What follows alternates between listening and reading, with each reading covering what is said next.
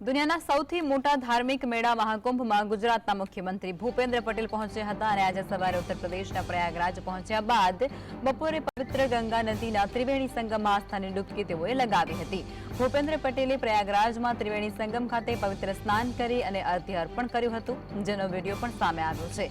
આ દરમિયાન અધિકારીઓ અને શ્રદ્ધાળુઓ પણ ઉપસ્થિત હતા। મુખ્યમંત્રીએ શુક્રવારે સવારે પ્રયાગરાજ પહોંચી અને સૌપ્રથમ બડે હનુમાનજી મંદિરમાં પૂજન અર્ચન કરી અને દર્શન સાથે જ આરતી કર્યા હતા અને સૌના સુખ અને સમૃદ્ધિ તથા પ્રગતિ માટે પ્રાર્થના કરી હતી।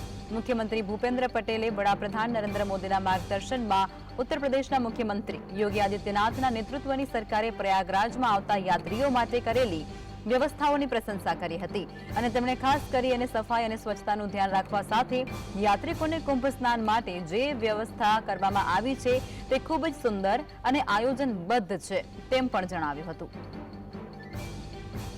सुंदर व्यवस्था है, बिल्कुल सुंदर व्यवस्था है, कहीं कोई दिक्कत नहीं आई, किसी को भी दिक्कत नहीं आ रही है। इतनी सुंदर व्यवस्था माननीय प्रधानमंत्री जी के मार्गदर्शन में योगी जी सरकार ने बहुत ही सुंदर व्यवस्था की, सफाई से लेकर सब कुछ बहुत ही अच्छा है और हमको भी ये स्नान करने का मौका मिला। हम अपनी जात को धन्य समझते हैं और सारे भारतवर्ष का आस्था का केंद्र त्रिवेणी संगम में सब लोग स्नान करके अपनी जात